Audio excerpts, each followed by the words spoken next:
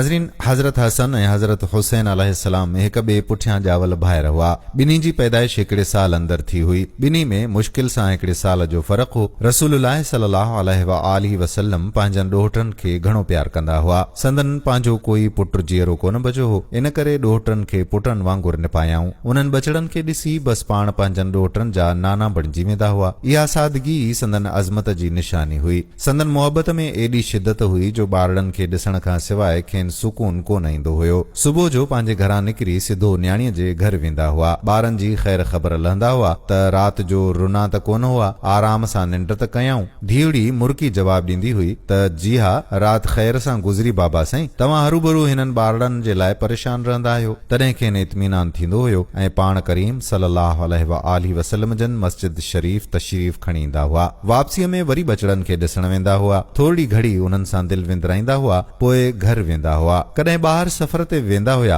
त सभ खां आख़िर में ॿारनि खां मोकिलाईंदा हुया ऐं वापसीअ में सिधो बचड़नि ॾांहुं वेंदा हुया। जॾहिं ॿारड़ा कुझु वॾड़ा थिया त उन्हनि खे पाण सां मस्जिद शरीफ़ ॾांहुं वठी वेंदा हुया। उते ॿारड़ा खेॾंदा हुआ। नमाज़ पढ़ण वक़्तु संदन कुल्हनि ते चढ़ी वेहंदा हुया। हिकिड़े ॾींहुं रसूलुल्लाह सल्लल्लाहु अलैहि वसल्लम जन मिंबर ते तशरीफ़ रखी ख़ुतबो फरमाए रहिया हुआ त हज़रत हुसैन अलैहिस्सलाम जन डोड़ंदा आया ऐं थाबिड़जी किरी पिया। ख़ुतबो छॾे नाने साईं तकड़ो वञे उन्हनि खे खयो ऐं सीने सां लॻायो। उन्हनि खे परचायाऊं। जॾहिं माठ कयाऊं त पोइ ख़ुतबो जारी कयाऊं। रसूलुल्लाह सल्लल्लाहु अलैहि वसल्लम खे सभिनी ॿारनि सां प्यार हुयो। पाण करीम सल्लल्लाहु अलैहि वसल्लम जन कंहिं बि ॿार जे रोइण जो आवाज़ ॿुधंदा हुया त बेचैन थी वेंदा हुया। ॿार जेकी दुनिया जो मुस्तक़बिल आहिनि, हज़रत हसन ऐं हज़रत हुसैन खे नाने साईं ऐं वालिदैन जी मोहब्बत हिक जेतिरी मिलंदी हुई। पोइ बि ॿारनि में मुक़ाबिलो थी वेंदो हुयो ऐं बहस छिड़ी पवंदो हुयो। हिकिड़े ॾींहुं ॿिन्ही फरयुनि ते अखर लिखिया ऐं नाने साईं खां पुछियाऊं त पाण ॿुधाइनि त कंहिंजा अखर वधीक सुठा आहिनि। पाण करीम सल्लल्लाहु अलैहि वसल्लम जन फरमायो त वञो पंहिंजे बाबा खां मालूम करियो, उन जा त अखर तमामु सुठा आहिनि। ॿार बाबा साईं वटि विया। फरमायाऊं, अबा पंहिंजी अमड़ खां पुछो, उहा ॿुधाईंदी। बाबा साईं चई छॾियो। जॾहिं मामिलो अमड़ साइण जे आॾो पेश थियो त पाण बुॾतर में पइजी वियूं। फरमायाऊं त ॿिन्ही जा अखर सुठा आहिनि। चयाऊं त न, इहो ॿुधायो त कंहिंजा अखर वधीक सुठा आहिनि। ॿारड़ा ज़िद करण लॻा। अमड़ साइण फरमायो त इहो कुझु ॾुखियो फ़ैसिलो आहे, पर थोरो तरसो, हिकिड़ो कमु करियो। हज़रत फातिमतु ज़हरा सलामुल्लाह अलैहा ॻिचीअ में पातल हार खे छिनी मोतियुनि खे ज़मीन ते खिंडराए छॾियो ऐं फरमायाऊं त हाणे तव्हां मां जेको सभिनी खां घणा मोती चूंडींदो उन जा अखर सुठा सम्झा वेंदा। ॿारड़ा जल्दी जल्दी मोती चूंडण लॻा। हिकिड़ो मोती किरण सां ॿ अध थी वियो। ॿिन्ही हिकु हिकु अधु चूंडे वरितो। जॾहिं मोती ॻणिया विया त ॿिन्ही वटि हिक जेतिरा मोती थिया ऐं हिकिड़े जो अधु अधु टुकड़ो। इन जो मतिलबु आहे त तव्हां ॿिन्ही जा अखर हिक जहिड़ा आहिनि। ॿार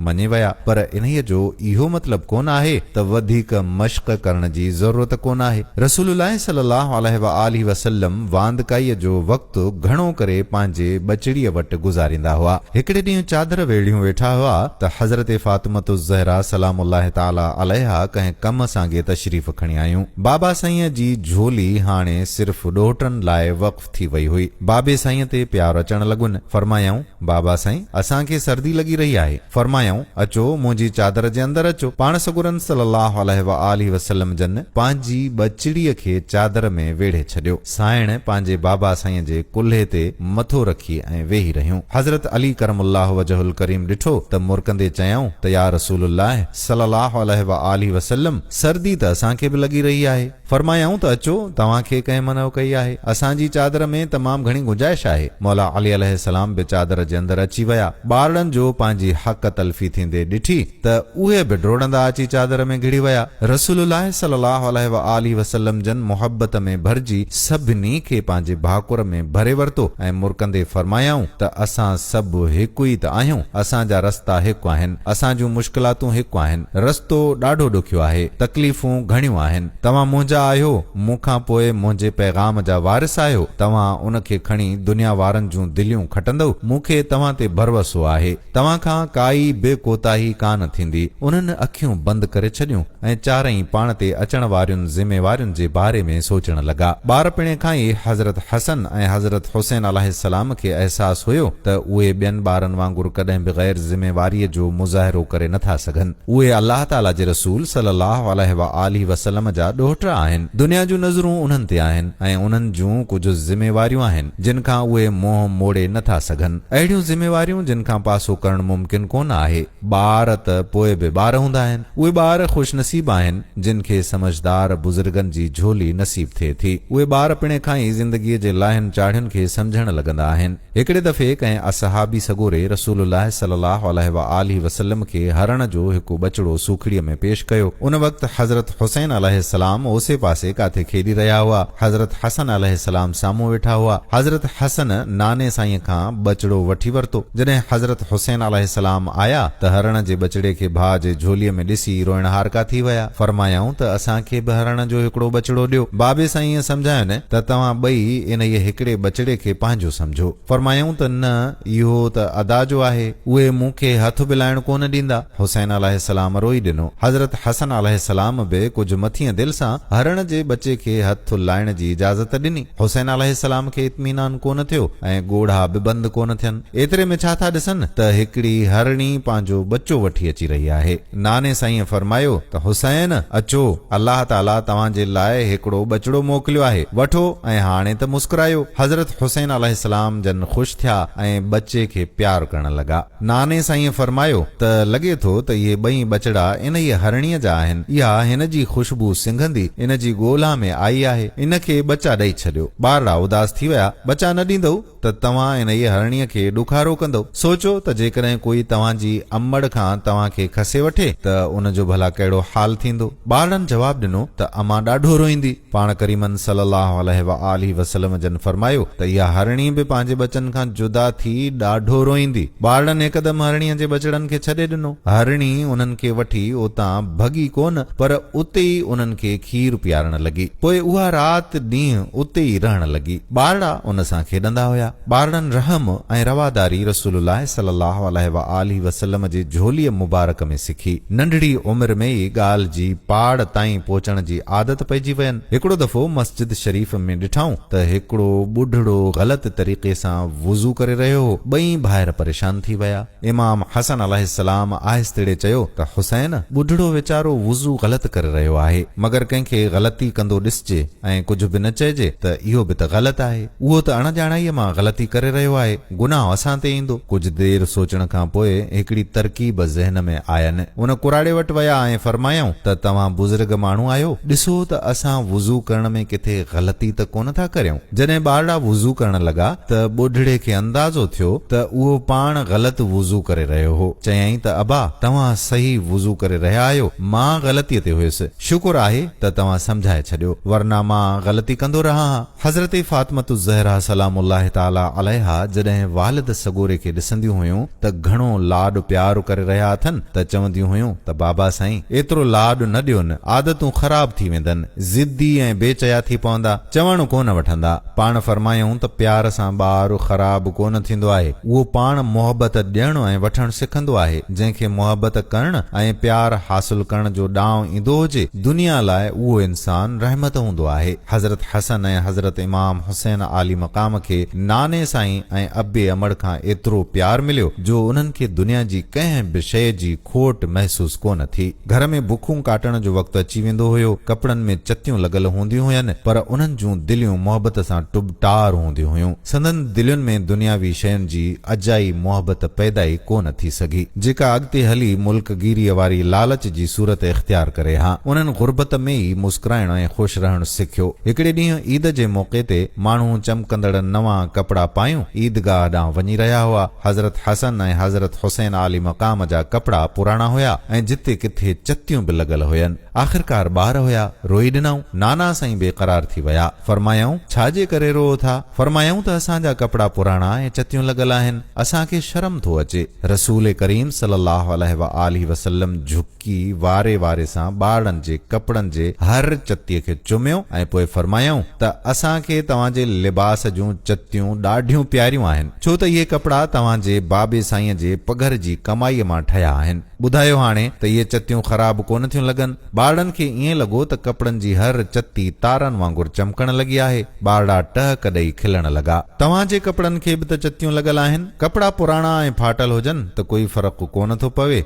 ज़मीर दाग़दार न थियणु घुरिजे। पाण पाण करीम सल्लल्लाहु अलैहि वसल्लम जन ॿारनि खे समझायो। पोइ ॿारनि ॾिठो त माण्हू सवारियुनि ते वञी रहिया आहिनि, ॾाचुनि ते सवार आहिनि। वरी उन्हनि जा चेहरा मुरझाइजी विया। नाना साईं प्यार मां फरमायो, हाणे वरी कहिड़ी ॻाल्हि थी? फरमायाऊं त सभु ऊठनि ते सवार आहिनि, असां छो पहिरें पंधु वञी रहिया आहियूं? नाना साईं जन फरमायो त तव्हांखे पंधु हलण जी ज़रूरत कोन आहे, अचो असांजे कुल्हनि ते सवार थियो। ईअं चई पाण करीमन सल्लल्लाहु अलैहि वसल्लम जन ॿारनि खे खणी कुल्हनि ते विहारियो। रसूलुल्लाह सल्लल्लाहु अलैहि वसल्लम जन खे जॾहिं माण्हुनि ॾिठो त पंहिंजनि ॾोहिटनि खे कुल्हनि ते खयूं पहिरें पंधु वञी रहिया आहिनि त सभई सवारियुनि तां लही पिया ऐं पंहिंजनि ॿारनि खे कुल्हनि ते विहारियाऊं। सुभान अल्लाह। पाण करीम सल्लल्लाहु अलैहि वसल्लम जन फरमायो त अॼु इहे ॿारड़ा असांजे कुल्हनि ते सवार आहिनि, सुभाणे इन्हनि जे कुल्हनि ते दुनिया जी ज़िम्मेवारीअ जो भार हूंदो। रसूल करीम सल्लल्लाहु अलैहि वसल्लम जन जॾहिं ईअं फरमायो त ॿारनि जे ख़ुशीअ जी का हद कोन रही। पोइ मज़ाक करण लॻा, चयऊं, नाना साईं असांजे उठ जी नाकेली किथे आहे? वठो असांजे वारनि खे पकड़ियो। पाण करीमन सल्लल्लाहु अलैहि वसल्लम जन पंहिंजा ज़ुल्फ मुबारक उन्हनि जे हथनि में ॾिना। थोरी देर खां पोइ नई शिकायत पैदा थी वई। फरमायाऊं, नाना साईं? नाना साईं जन जवाब ॾिनो, जी बचड़ा, ॿिया उठ त गिड़गिड़ाईंदा आहिनि। नाना साईं हिकदमि उठ जहिड़ो आवाज़ कढण लॻा। ॿारनि जे ख़ुशीअ जी का हद न रही। वरी वरी झुकी पंहिंजे उठ खे चुमण लॻा। अजीब ऐं ग़रीब नज़ारो हो। माण्हू ॿारनि सां गॾु ॿार थींदे टहक ॾेई खिली रहिया हुआ। हिकिड़े ॿुढड़े जे अखियुनि मां मुसलसिल ॻोढ़ा वही रहिया हुआ। वेझो अची ॿारनि खे चयईं, ॿारो तव्हांजी सवारी त लाजवाब आहे। पाण करीम सल्लल्लाहु अलैहि वसल्लम जन मुस्कुराईंदे जवाब ॾियण फरमायो, ऐं सवारनि जो बि त को जवाब कोन आहे। शायदि खेनि ख़बर हुई त हिकिड़े ॾींहुं संदन साह खां वधीक प्यारनि ॾोहिटनि खे वॾियुनि मुश्किलुनि आज़माइशुनि मां गुज़रणो पवंदो, सिर्फ़ इन ई ॾोह करे त उहे रसूलुल्लाह सल्लल्लाहु अलैहि वसल्लम जा ॾोहिटा आहिनि। इन करे पाण करीम सल्लल्लाहु अलैहि वसल्लम जन शुरू खां ई पंहिंजी मोहबत जे ज़रिए कुझु अज़ालो करणु घुरी रहिया हुआ। उन्हनि ॾोहिटनि बि पंहिंजे नाने साईं जे मोहबत जो अहिड़ो शानदार तरीक़े सां एहतराम कयो जो उन जो मिसाल मिलण ई मुश्किल आहे। नानो हिकु हुयो ऐं ॾोहिटा ॿ। हिकिड़ी नंढड़ी भेण बि संदन मोहबत में भाईवार थी वई। नाने साईं ॿारनि जे दिलि में उन नंढड़ीअ भेण ज़ैनब सलामुल्लाह अलैहा जी मोहबत भरे छॾी। ॿई भेण मथां साहु सदको थींदा रहिया। उहा खिलंदड़ मासूम ॿारड़ी सभिनी खे प्यारी हुई। हाणे नाना साईं जी झोली विच में नंढड़ी ज़ैनब सलामुल्लाह अलैहा ऐं पासनि खां हज़रत हसन ऐं हज़रत हुसैन अलैहिस्सलाम। आखाणियूं ॿुधंदे ॿुधंदे निंड पइजी वेंदा हुआ। अल्लाह जे रसूल सल्लल्लाहु अलैहि वसल्लम जा पेर बि निंड पइजी वेंदा हुआ, पर पाण बिना चुरपुर करण जे वेठा हूंदा हुया। संदन न्याणी उन्हनि खे झोलीअ मुबारक मां खणण ईंदी हुई त इशारे सां मनो करे छॾींदा हुया। सुम्हण ॾियोनि, कच्चीअ निंड मां उथंदा त उदास थी वेंदा। एॾे घणे प्यार मिलण खां पोइ ॿारनि वटि वक़्तु किथे हूंदो हुयो जो सोचिन त घर में सदाईं खाधे जी अणाट हूंदी आहे। खाइण महिल अधु पेट ख़ाली उथण हमेशा जो दस्तूर हुयो। घर में कुझु बि ज़ाती कोन हो, हर शइ ते ॿियनि जो बि हक़ हो। दरवाज़े तां कॾहिं बि कोई सवाली ख़ाली कोन मोटंदो हो। कंहिंखे जेको कुझु घुर्बो हुयो त खणी वेंदो हुयो। कॾहिं बि इनकार कोन कयाऊं। ॿार उहो ई सिखंदा आहिनि जेको वॾा सेखारींदा आहिनि। नानो साईं या वालिद सगोरो जेकॾहिं पुराणा फाटल कपिड़ा पाईंदे शर्माइनि हा त ॿार बि शर्मसारी महसूस कनि हा। अमड़ जेकॾहिं राति ॾींहं मिसकीनीअ ते रंज रहे हा त ॿार सम्झनि हा त गुरबत हिकु अज़ाब आहे। उहे त पंहिंजी गुरबत खे अहिड़ो आला गुण सम्झण लॻा हुआ। उन्हनि खे अलाह ताला अहिड़ो त सब्र ऐं इस्तक़ामत अता कई हुई जेकी सोन ऐं चांदीअ जा मोहताज कोन हूंदा हुआ। हज़रत फिज़ा रज़ियल्लाहु ताला अन्हा चवण में त बानी हुई, पर अम्मा साइण उन खे पाण खां सुठा कपिड़ा पाराईंदी हुई। उन जी चादर में अम्मा साइण जी चादर मुबारक जेतिरियूं चतियूं बि कोन हुयूं। अम्मा साइण जॾहिं बि का नई चादर मथे मुबारक ते पाईंदियूं हुयूं त को न को ज़रूरतमंद अची वेंदो हो। हिकदमि पंहिंजी चादर मुबारक उन खे ॾेई उहा ई पुराणी चादर मुबारक ओढ़ींदियूं हुयूं, मगर का बि परवाह कोन हुई। हर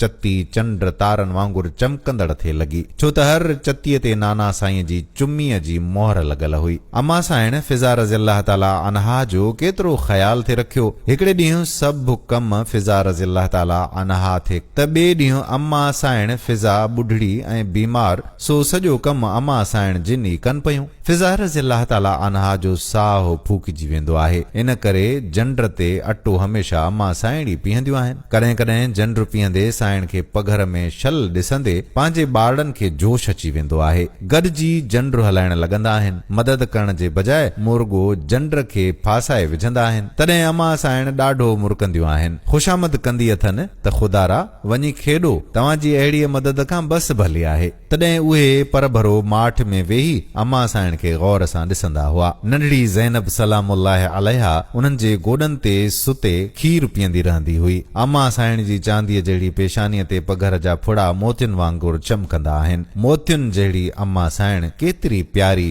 केतिरी मासूम ऐं नाज़ुक आहे। अल्लाह ॼाणे छा खाई ज़िंदगी गुज़ारे रहियूं आहिनि। कॾहिं बि कंहिं खेनि शौक़ सां पेट भरे खाईंदे कोन ॾिठो, ॿियनि खे खाराए संदन पेट भरिजी वेंदो हुयो। बाबा साईं बि सॼो ॾींहुं कमु करण खां पोइ घणो करे ख़ाली हथे ईंदा आहिनि। रस्ते में ई माण्हू संदन कमाई उधारे तौर ते घुरी वठंदा आहिनि, जेका कॾहिं बि वापसि कोन मिलंदी आहे या कंहिं सवाली फ़क़ीर जी ख़ाली मुठ हवाले थी वेंदी आहे। अम्मा साइण जी ज़ुबान मुबारक मां शिकायत जो हिकु लफ़्ज़ बि कोन निकिरंदो आहे। उहा भला बाबा साईं खे कीअं टोके। ख़ुदि संदन इहा हालत आहे जो रुखी मानी तयार थी अञा सभई खाइण जे लाइ अची वेठा त फ़क़ीर सवाल जी सदा हई। सभिनी जा मानीअ ॾांहुं वधियल हथ रुकिजी विया। ॿारनि डोड़ी वञी सभ खां पहिरियां पंहिंजे हिसे जी मानी सवालीअ जे झोलीअ में विधी। अम्मा साइण मुरकण लॻंदी आहे, जंड खे छंडींदे वरी ॿ मानियूं पचाए थी। बाबा साईं माखीअ जी ख़ाली थियल बोतल खे देर ताईं निवाए था रखनि। कुझु फुड़ा ॻड़ी मानीअ ते किरनि था ऐं पहिरियों ई गिराह खणण सां ड्रव जो अहसास थियण लॻंदो आहे। अध खां वधीक पेट त पाणीअ सां भरिजी वेंदो आहे। हुसैन अलैहिस्सलाम खे पाणीअ सां घणो प्यार आहे। केॾो पाणी पीअंदा आहिनि ऐं केॾे प्यार सां वरी वरी मज़ा वठी पीअंदा आहिनि। दिलि भरजेनी नथी, वात में ढुक भरींदा आहिनि, पोइ अखियूं बंदि करे उन जो मज़ो वठंदा आहिनि। दस्तरख़्वान ते वेहंदे ई उन जो हथ पहिरियां ई पाणीअ जे कटोरे ॾांहुं वधंदो आहे। हसन अलैहिस्सलाम उन जी अहिड़ी आदत ते मज़ाक कंदा आहिनि त हुसैन अलैहिस्सलाम जेकॾहिं दुनिया जो समूरो पाणी झिरकियूं पी वञनि त पोइ तव्हां छा कंदव। उहे हुसैन अलैहिस्सलाम सां भोग कनि था। तॾहिं हुसैन अलैहिस्सलाम डिॼी पाणीअ जे कटोरे में झाती पाइनि था ऐं भित ते वेठल उञारीअ झिरकीअ खे ॾिसनि था। कटोरे खे उन जे साम्हूं रखी पाण थोरो परे लिकी वेही था रहनि। झिरकी डिॼंदी डिॼंदी अचे थी, वॾी होशियारीअ सां पाणीअ में चुंब ॿोड़े ढुक ढुक भरे थी, पोइ चुंब खे हवा में मथे करे ऐं घट घट करे पाणी पी वञे थी। हुसैन अलैहिस्सलाम उन जे ॾकंदड़ ॻिचीअ खे ॾिसनि था। उन्हनि जे अखियुनि में ख़ुशीअ जूं परियूं नचण लॻनि थियूं। झिरकीअ जे निड़ीअ में लहंदड़ पाणी हुसैन अलैहिस्सलाम जे दिलि ऐं दिमाग़ खे ढावल करे थो छॾे। हसन अलैहिस्सलाम कुझु डप मां नंढे भाउ ॾांहुं निहारीनि था। न ॼाण छो अणॼातल विसविसे खां नंढड़ी दिलि धड़कण लॻेनि थी ऐं फरमाइनि था, हुसैन न, दुनिया में पाणी घणो आहे, झिरकियूं समूरो पाणी कोन पीअंदियूं, तव्हां जे लाइ पाणी ज़रूर बचंदो। हुसैन अलैहिस्सलाम झिरकीअ जे ओभर वारे पाणीअ मां ढुक भरे ज़ुबान सां फेराइनि था, अखियूं बंदि करे उन जी लज़्ज़त में गुम थी वञनि था। फिज़ा रज़ियल्लाहु ताला अन्हा तॾियुनि ते क़तल रखी रही आहे, आहिस्तड़े आहिस्तड़े गुनगुनाए बि रही आहे। वारीअ जा दड़ा ऊंधे मुंहं बेहाल पिया आहिनि, वारी सुॾका भरे रही आहे। सिज जे कमान मां किरणनि जा तीर छुटी चुका आहिनि। माखीअ जी मख तारूअ में डंगु हयो आहे। मुंहिंजी रग रग में ज़हर भरिजी रहियो आहे। नहर जी झोलीअ में पाणी टपा ॾेई रहियो आहे। मुंहिंजे महबूब जो लोटो पाणीअ जे मोतियुनि सां छलकी पियो आहे। मां उञारी आहियां, मुंहिंजी रग रग में। हुसैन अलैहिस्सलाम पाणीअ जो कटोरो भरे फिज़ा रज़ियल्लाहु ताला अन्हा ॾांहुं वञनि था। उहा पाणी कोन थी पीए, सभु खिलनि था। बाबा साईं त हुजरे में वेठा क़ुरान शरीफ़ जी तरतीब में गुम लॻा पिया हूंदा आहिनि या बाननि जे कम में हथ वणाईंदा आहिनि। काठियूं चीरणु, कतल लाहिणु, घर जी मरमत। अम्मा साइण जेकॾहिं थकल हूंदी आहे त उन जे हथनि मां बुहारी वठी पाण बुहारी ॾियण लॻंदा आहिनि। एॾा अज़ीम फातिह आहिनि, एॾा वॾा फौजी जर्नेल आहिनि, मगर खेनि कंहिं बि कम खां आर कोन आहे। मगर अम्मा साइण जन कॾहिं गुरबत जी तकलीफ़ खां घबराइजी वेंदियूं आहिनि त शिकायत बि करे विझंदियूं आहिनि। ॾींहं परेशानियुनि में गुज़री था वञनि, जेतिरो बि अनाज आयो हो महिमाननि जी ख़िदमत करण में पूरो थी वियो। हज जे ॾींहं में माण्हू रसूलुल्लाह सल्लल्लाहु अलैहि वसल्लम ऐं संदन अज़ीज़नि जे घरनि खे पंहिंजो घर सम्झंदा आहिनि। नुमा शाम जो ई माण्हू बाबा साईं सां मुलाक़ात करण लाइ अचण शुरू थी वेंदा आहिनि। ताक़ीद करे सभिनी खे खाधो खारायो वेंदो आहे। फ़क़ीरनि खे बि ख़बर आहे त इन्हीअ घर तां कॾहिं बि हथे ख़ाली मोटणो कोन पवंदो। इन्हीअ करे शहर में दाख़िल थियण सां ई सिधो उन तरफ़ रुख़ कंदा आहिनि। गुरबत घणी वधी वई त फ़ैसिलो कयऊं त फ़दक जे बाग़ खे गिरवी रखिजे। बाबा साईं बाग़ जो सौदो करे सिधो बाज़ार हलिया विया त अन्न दाणा वठियूं वञनि। घर में कुझु बि कोन आहे। उन खां अॻु जो अन्न जा दाणा ख़रीद कनि, हिकिड़ो माण्हू मिली वयुनि जेको ॾाढो रोई रहियो हुयो। अदा छा थियो? बाबा साईं परेशानीअ मां चयऊं त वापार में नुक़सान थी वियो, पाईअ लाइ मोहताज थी वियुसि, मथां वरी कर्ज़ घुरण वारनि घर जी जाइ ते कब्ज़ो कयो आहे। शाम ताईं कर्ज़ अदा न करे सघियुसि त मुंहिंजे घर वारनि खे ॿाहिरि कढी छॾींदा। मुंहिंजी ज़ाल खे ॿारु थियण वारो आहे, पूरनि ॾींहंनि सां आहे, सड़क ते उहा मरी वेंदी। अली बिन अबू तालिब अलैहिस्सलाम जे अखियुनि में ॻोढ़ा भरिजी आया। हिकदमि समूरी रक़म उन माण्हूअ जे हवाले कयऊं। फरमायऊं, अदा हिन वक़्त त एतिरा ई आहिनि, तव्हां कर्ज़ घुरंदड़ खे इहे ॾेई राज़ी करियो, कुझु ॾींहं सबुर करियो, बाक़ी रक़म जो बि बंदोबस्तु थी वेंदो। उहो माण्हू पेरनि ते किरी पियो। सॼो ॾींहुं घुमण खां पोइ बि कंहिं उन जी मदद कोन कई हुई। चयईं, अए अली, तव्हां ख़ुदा जा हथ आहियो, जीअं ई मां पेरनि ते बीठुसि तव्हांजो कर्ज़ अदा करे छॾींदुसि।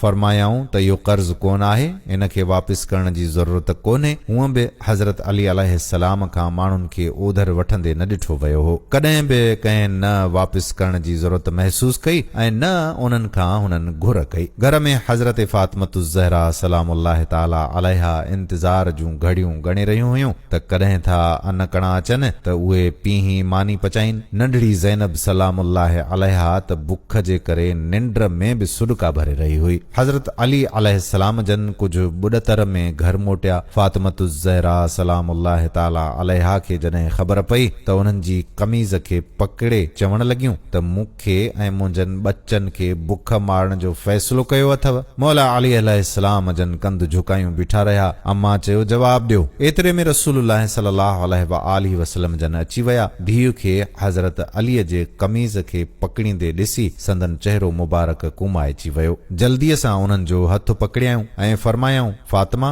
ख़बर अथव ही केरु आहे? अमा साइण फरमायो, हा ख़बर आहे, ही मुंहिंजो मुड़ुसु अली आहे। हाणे तव्हां ई इन खां पुछा करण फरमायो त छा इन ते मुंहिंजो ऐं मुंहिंजे बचनि जो कोई हक़ कोन आहे? असां केसी ताईं ॾुख बर्दाश्त करियूं? फरमायूं, फातिमा, इहो अलीअ जो न, तव्हां मुंहिंजो गिरबान पकड़ियो आहे। पंहिंजे सवाल जो जवाब मूंखां घुरो। हज़रत फातिमतु ज़हरा सलामुल्लाह ताला अलैहा हथ कढी वरितो। कंध झुकाए रोइण हारकियूं थी वयूं। फरमायूं त पोइ तव्हां ई जवाब ॾियो। तव्हां मूंखे अहिड़े शख़्स सां ॿधी छॾियो जेको मूंखे ऐं मुंहिंजनि बचड़नि खे ॿिनि वेलनि जी मानी बि नथो ॾेई सघे। पाण करीमन सल्लल्लाहु अलैहि वसल्लम जन फरमायो, फातिमा, मुंहिंजी धीउ, मूंखे ख़बर कोन हुई त तव्हां एतिरो बेसमझा आहियो। मूं त तव्हां लाइ दुनिया जे हिकिड़े बहितरीन इंसान जी चूंड कई। मूंखे ख़बर कोन हुई त तव्हांखे दुनिया जे नेमतुनि जी एतिरी मोहबत आहे जो तव्हां अलीअ जी अज़मत खे सुञाणे न सघंदियूं। हिन वक़्तु उहो माण्हू तव्हांजे साम्हूं ॾोही थियो बीठो आहे। जेकॾहिं इहो घुरे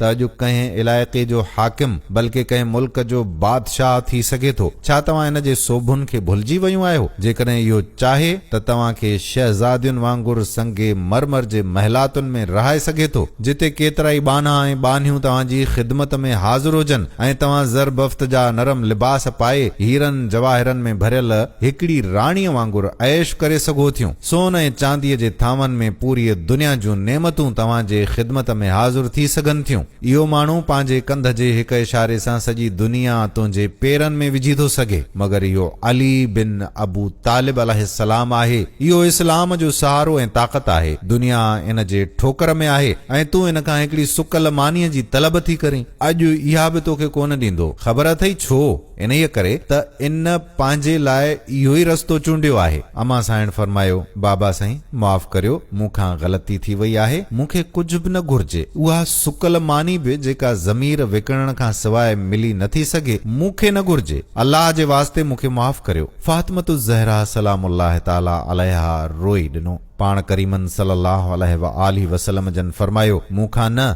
अलीअ खां माफ़ी घुरो। मौला अली अलैहिस्सलाम शर्मसारीअ मां कंध झुकाईंदे चवण लगा न न असल में ग़लती मूंखां ई थी आहे। पोइ रसूलुल्लाह सल्लल्लाहु अलैहि व आलिहि वसल्लम जन सॼी ॻाल्हि ॿुधी ऐं बेकाबू थी मुरकण लगा। कुझु दरहम कढी ॾिनऊं ऐं फरमायऊं त बस एतिरी ॻाल्हि हुई, वठो अली वञी कुझु खाइण लाइ वठी अचो। पोइ धीउ खे चयऊं त एतिरी ॻाल्हि ते तव्हां कावड़ में अची वियूं। ख़बर अथव तव्हां हिकिड़े शहनशाह जूं न पर अल्लाह ताला जे हिकिड़े ग़रीब पैगंबर जूं न्याणियूं आहियो ऐं अलीअ जूं घरवारियूं आहियो, जेको मूंखे साह खां बि वधीक प्यारो आहे। जंहिं अलीअ जी दिलि ॾुखाई उन मूंखे ॾुख पहुचायो। नाना साईं सभिनी खे प्यार करे हलिया विया। ॿार वालिद सगोरे जे इंतज़ार में वेठा रहिया। शाम खां रात थी वई पर उहे वापसि कोन मोटिया। फातिमतु ज़हरा सलामुल्लाह अलैहा हर हर दरवाज़े ॾांहुं ॾिसंदियूं रहियूं, ॿारनि खे पाणी पीआरे सुम्हारण जी कोशिश कंदियूं रहियूं, मगर हज़रत अली अलैहिस्सलाम जन वापसि कोन आया। हाणे इत्तिफ़ाक़ इहो थियो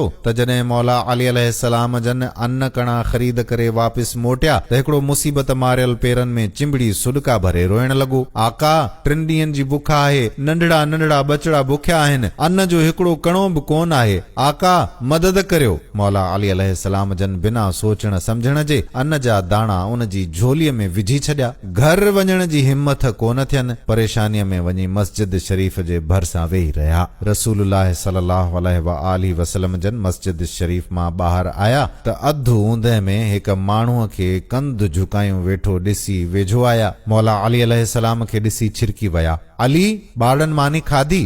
फरमायाऊं न साईं। छो?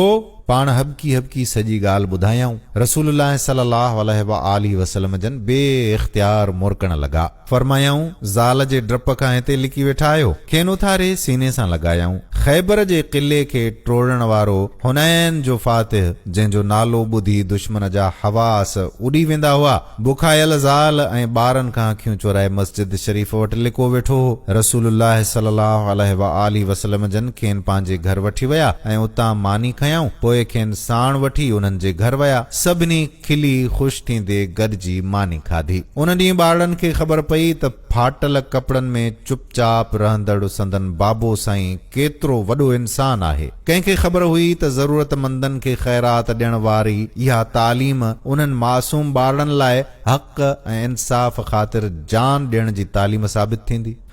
नाज़रीन, पंजतन पाक जे घराणे जो ही ज़िक्र अॻियां बि जारी रहंदो। ईंदड़ वीडियो जो इंतज़ार कजो ऐं असांजे पेज खे फॉलो ज़रूर करे छॾियो। ईंदड़ वीडियो ताईं पंहिंजे मेज़बान क़ादिर बख़्श कल्होड़े खे ॾियो मोकल। अल्लाह वाही।